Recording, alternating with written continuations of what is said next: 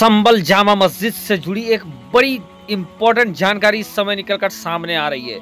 जी हाँ दोस्तों, मुसलमानों के लिए ईद से पहले संबल जामा मस्जिद से जुड़ी एक ऐसी खबर निकलकर सामने आ रही है दोस्तों, जो यकीनन हर एक मुसलमान को जान लेना चाहिए।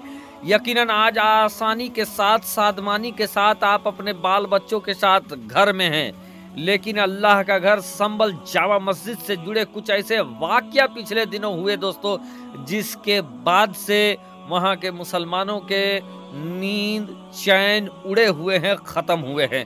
दोस्तों, जिस तरीके से संभल में माहौल खराब हुआ था, जिस तरीके से संभल में नापी और संभल सर्वे के दौरान नारेबाजी और नारेबाजी के बाद जिस तरीके से माहौल खराब हुआ था और वहां पर उपद्रव एक तरीके से हुआ था दोस्तों, और उसके बाद बहुत सारे लोगों के घर मकान तोड़ फोड़ आगजनी का मामला हुआ था।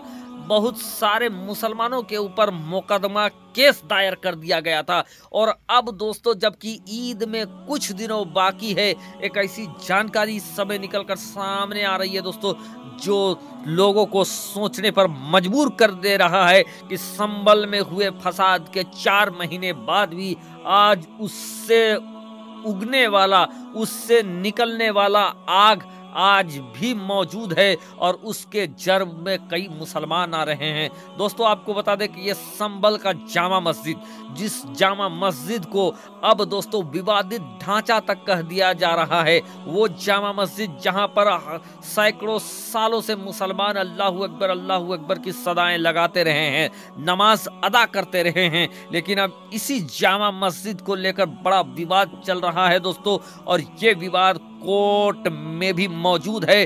कोर्ट के ऑर्डर के बाद पिछले दिनों इस मस्जिद में दोस्तों जहां रंग पुताई का काम हुआ, वहीं दोस्तों अब जाकर ये खबर आ रही है कि संबल जामा मस्जिद के सदर, जी हाँ दोस्तों याद रखेंगे, संबल जामा मस्जिद के सदर, जिनका नाम एडवोकेट अली जफर बताया जा रहा है, उनको संबल विवाद के लगभग 4 महीनों के बाद अब पुलिस ने उनको गिरफ्तार कर लिया है।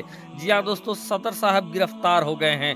आज भी हमारे और आपके इलाके में लोग सोचते हैं कि सदर सेक्रेटरी बनना बड़ा आसान होता है, तो देखिए कभी कभी ये आपको जेल की यात्रा भी करा सकती है। और हुआ इसी तरीके के कि संबल जामा मस्जिद के सदर एडवोकेट जफर अली को 4 महीने के बाद पुलिस ने गिरफ्तार कर लिया है और उनके ऊपर आरोप लगाया जा रहा है कि जिस समय सर्वे हो रहा था, जिस समय फसाद बरपा हुआ था, तनाव पैदा हुआ था, उस समय सदर साहब ने भड़काने का काम किया है। और इसी दोष के ऊपर दोस्तों, इसी आरोप के ऊपर एडवोकेट साहब को योगी आदित्यनाथ की पुलिस ने पिछले दिनों दोस्तों गिरफ्तार कर लिया। और उसके बाद फिर से संबल में मुसलमान फिर से डरे सहमे नजर आ रहे हैं कि अगली बारी किसकी होगी।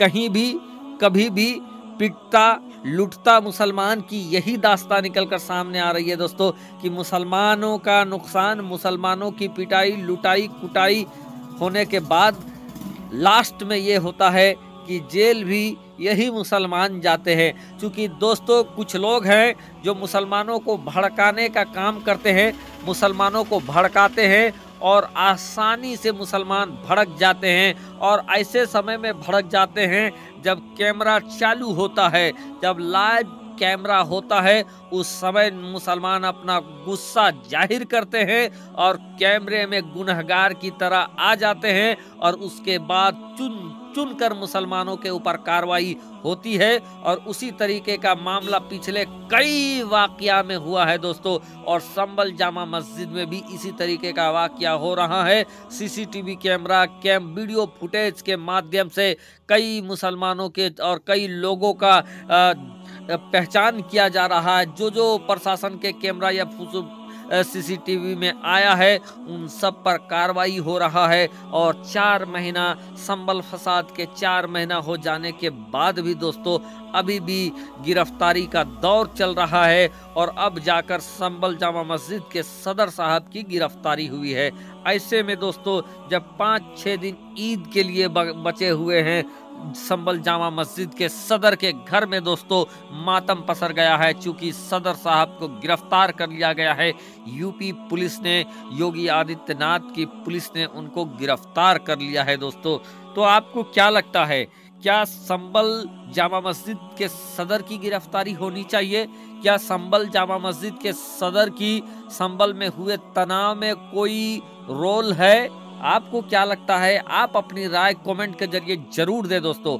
और मैं बार बार कहता हूं आप लोगों को कि कमेंट जरूर करें, लेकिन यही बात है, जहां बोलना होता है वहां आप बोलते नहीं हैं, और जहां नहीं बोलना होता है वहां बोलकर फंस जाते हैं। तो दोस्तों, दानिश्वरों को रास्ता पागल दिखाएगा और शहर का पता जंगल दिखाएगा, और मेरी गंदी लिबास देखकर कुछ फैसला न कर, मैं कौन सा सजर हूं इसका पता मेरा फल बताएगा। दोस्तों, अफसोस की बात है कि आज जंगल के जानवर तक होशियार हो गए हैं। जंगल के जानवर को भी पता है कि कब कहां जाना है, कहां नहीं जाना है, लेकिन आज मुसलमान जो हैं उनको पता नहीं है कि कब कहां जाना है, कहां क्या बोलना है, कब बोलना है, कितना बोलना है, कैसे बोलना है, कहाँ रहना है, नहीं रहना है। ये अभी तक मुसलमानों को ये तरीका, ये सलीका नहीं आया है, और जिसकी वजह से परेशानी में फंसते हैं, जिसकी वजह से कैमरों में आते हैं, जिसकी वजह से दोस्तों कुछ ऐसा बात बोल जाते हैं जो आपको वहाँ पर बोलना नहीं है, और उसके बाद आपका घर परिवार सब परेशान रहता है, क्योंकि कानून के जर्ब में आ जाते हैं, कानून के पकड़ में आ जाते हैं। तो दोस्तों, इन सब चीज़ों पर गौर करें और कानून से बचे, संवैधानिक तरीके से काम करें। और फिलहाल दोस्तों, फिर से संभल का एरिया फिर से टेंशन में आ गया है। संभल के एरिया में रहने वाले मुसलमानों के अंदर फिर से एक खौफ, फिर से एक डर देखी जा रही है कि अगला नंबर किसका होगा। न मालूम संभल हिंसा का आरोप लगाते हुए शासन प्रशासन किसको गिरफ्तार कर ले। तो अभी भी दोस्तों नींद, चैन, करार सब उड़ा हुआ है संभल के मुसलमानों के। संभल के एतराफ के मुसलमानों को कब प्रशासन की लाठी उन पर चल जाए, कब प्रशासन उनको उठा कर ले जाए, शायद दोस्तों सही इसका जवाब किसी के पास नहीं है।